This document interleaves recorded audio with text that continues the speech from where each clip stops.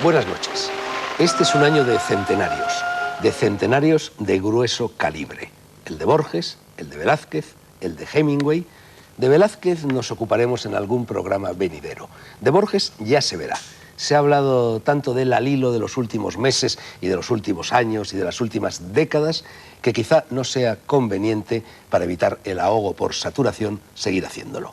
Y de Hemingway vamos a ocuparnos hoy durante la primera hora de este programa. Para ello contamos con 4 huéspedes. Al fondo, a la derecha, está el periodista y escritor valenciano Rafael Ventura Meliá, que colabora habitualmente en el diario Levante y que fue el comisario de la exposición organizada hace unos meses por la Diputación Valenciana. Ernest Hemingway, 1899-1961 en nuestro tiempo. Fue el título de esa muestra fotográfica, aquí tenemos el espléndido catálogo, que se inauguró el 13 del último mes de enero en la Sala Parpalló de la capital de la comunidad y se clausuró el 21 de febrero. No es agua pasada porque seguimos en el año de Hemingway. Frente a Rafael Ventura se sienta el escritor cubano Rafael Benítez, es el segundo Rafael de esta tertulia, novelista, ganador del premio Felipe Trigo en 1997, compañero de fatigas del castrismo en los días bravos de la insurrección contra Batista, ex coronel de la inteligencia cubana y autor muy reciente de un largo trabajo dedicado a Hemingway y publicado en la revista asturiana de literatura Clarín allá por el mes de agosto. También publicó este trabajo, lo publicaron los Cuadernos del Sur, que edita el Diario de Córdoba. A mi izquierda, el también periodista y escritor, dueño en ambas cosas de un vasto y rico pedigrí, Marino Gómez Santos, nacido en Oviedo, que conoció personalmente al autor del Viejo y el Mar, por ahí anda alguna fotografía, aquí la tenemos, y coincidió con él en algunas de sus pintorescas andanzas españolas. Y por último, a mi derecha está el mejor amigo y también compañero de aventuras ibéricas que tuvo Hemingway en España, aquí entre nosotros. Me refiero a José Luis Castillo Puche, lo que se dice un senior, un gran señor de nuestras letras, novelista, ensayista, periodista, nacido en Yecla, muy cerca de aquí, casi lindando con la Comunidad Valenciana, hace la friolera de 80 años. Divina, por lo tanto, es su edad, y autor en 1968 de un libro que se titulaba Hemingway entre la vida y la muerte. Y en relación a eso, a la vida y a la muerte y a la vida, una última aclaración antes de meternos en harinas. Al romper el alba se titula el programa de hoy y es título que por una parte apunta, nunca mejor dicho, a la muerte de Hemingway, que se produjo al borde de la dudosa luz del día, como llamó Góngora a la aurora. Y en segundo lugar, es clara alusión al título de esta obra póstuma del hombre que en una aciaga mañana del mes de junio de 1961, casi en vísperas de los Sanfermines, que tanto había amado y tanto había practicado, se voló la tapa de los sesos. Este libro, publicado por Planeta, mitad novela, mitad diario cinegético, ha sido preparado y podado por Patrick Hemingway, hijo del escritor, después de una laboriosa búsqueda en la selva de los muchos escritos yacentes en los archivos de su padre. Rafa Ventura, 2 palabras sobre lo que fue y lo que quiso ser la exposición que tú dirigiste. Bueno, antes que nada, pues creo que el escritor se lo merecía. Si era un gran escritor, se merecía que fuera recordado, sobre todo cara a gente joven, que les incitara a entrar en su mundo, porque me parecía que no se hacían reediciones, se han hecho luego, que no se editaban sus biografías, la de Baker o la de Reynolds no están en España, ni en español, claro, tampoco en Hispanoamérica, y todo eso pues vale la pena. La otra cosa, que creía fundadamente que el material americano nunca se había exhibido en España y que el material de Cuba nunca había salido de Cuba a ninguna parte del mundo. Todo eso pues eran desafíos que lo hacían interesante. Y luego también, ¿por qué en Valencia? Porque no sé si leyendo, ahí tienes el libro, el Hemingway en España, de Stanton, de repente, de Edward Stanton, de repente, pues vi confirmada algo que había pensado en el año 69, leyendo París era una fiesta, porque leí una versión francesa y de repente digo, ¿por qué empieza con sus memorias y no para de sacar a Valencia? ¿Qué tiene que ver si quiere contarnos lo que pasa en París? Y además el libro se lo compraban por eso. Digo, Y ahí dije, ¿qué pasó? Y realmente, bueno, ahora ya lo sabemos.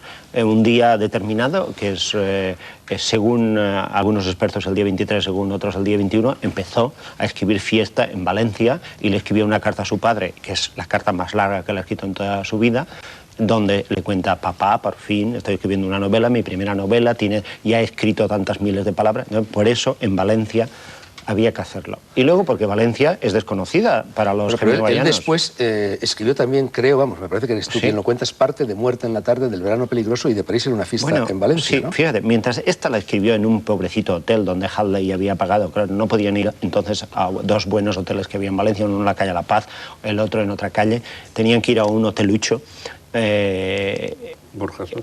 Pues no, ellos fueron a un hotelito muy cerca de la Plaza de Toros, un hotelito barato, porque él se colocaba allí casi enfrente, según dice la carta, pero eso digo, bueno, esto en Valencia no lo saben, no saben que he escrito su más grande novela, que la novela del mito casi español está ahí. Y luego también porque, indagando más, evidentemente, su época de la guerra, sus crónicas enviadas desde la guerra, como nos dirá tal vez Puche, el momento aquel en que entra y Constancia de la Mora le da el visado o el permiso para circular por España republicana durante la guerra, todo eso había ocurrido en Valencia. Digo, pues merece la pena. Y él llevaba, cuando iba a Valencia, una intensa vida valenciana. Iba a la Malvarrosa, iba a comer a la Pepica, iba a la feria de toros, por supuesto. Durante muchos años no faltó nunca. Decía que las dos únicas ferias, o que las dos ferias que no se podía uno perder en España de toros era la de Pamplona y la de Valencia. Bueno, decía algo más Julio, fuerte. no bueno, de ya lo han dicho los expertos luego. Es que nunca escribió en Pamplona. Y claro, esto no lo han de tomar mal en Pamplona. En Pamplona Rafa, vivía... a ver quién es el guapo que escribe en Pamplona en pleno San Fermín. Él lo decía. Se emborrachaba, vivía, no escribía. En Madrid sí que ha escrito. Por ejemplo, un cuento tan genial como The Killers lo ha escrito en Madrid. Y en Valencia, pues, arrancó la novela y escribió X miles de palabras, todo seguido de un tirón. Claro, le fardó a su padre, porque su padre creía que él era un chiquilicuatre. Y ahí estaba la razón. Madrid, capital de la gloria, la llamó Hemingway, creo. Castillo Puche conoció a Hemingway en 1954 y él elogió mucho una novela tuya, Con la muerte al hombro.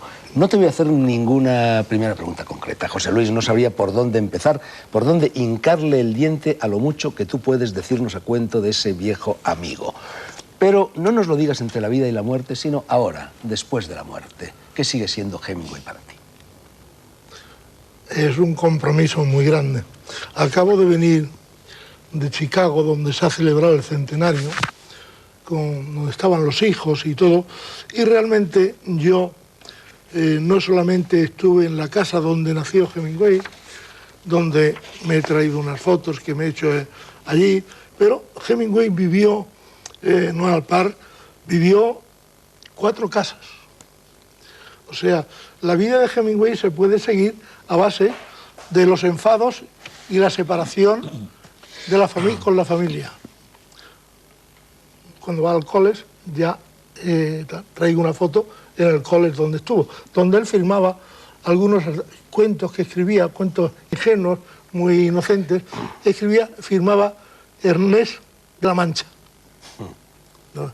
Están en las revistas de ese college famoso, donde terminó el bachillerato, no quiso nada con la universidad. Su amigo Dos Pasos escribió un libro que se llamaba Rocinante vuelve al camino, un poco en la misma línea, ¿no? Sí, John Dos Pasos y él tuvieron una gran amistad que se rompió malvadamente, se rompió muy mal, porque no volvieron ni a escribirse ni a hablarse.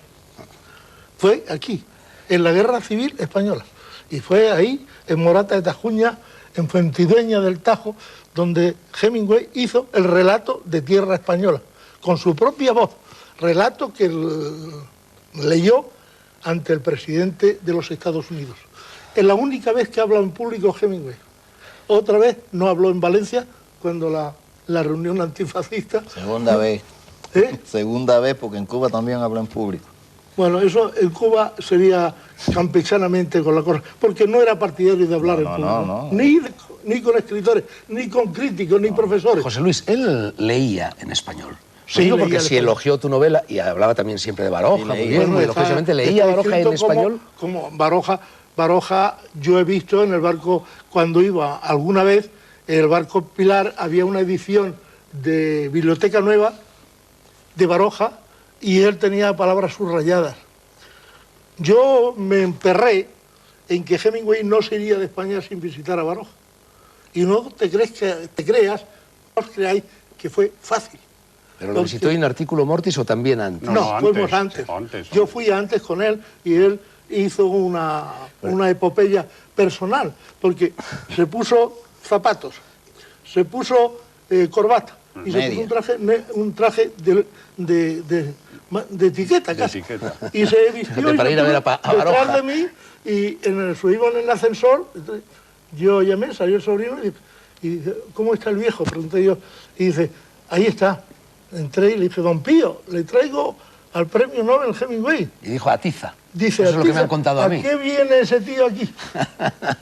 Ese tío es un Oye, mal. y tú y Hemingway formabais parte de las personas que sacaron el féretro. Bueno, ahí... ¿O es leyenda? Uy, ahí lo sacó. Es una leyenda. Ha sacado media España, lo sacó, ¿no? No, yo te digo que Hemingway era muy correcto. Recé arriba y cuando sacaban a Hemingway hay una anécdota que además no sé cómo sentará, pero Hemingway levantó un poco la voz y dijo a este viejo, estaba en una sábana en el suelo para meterlo en la caja.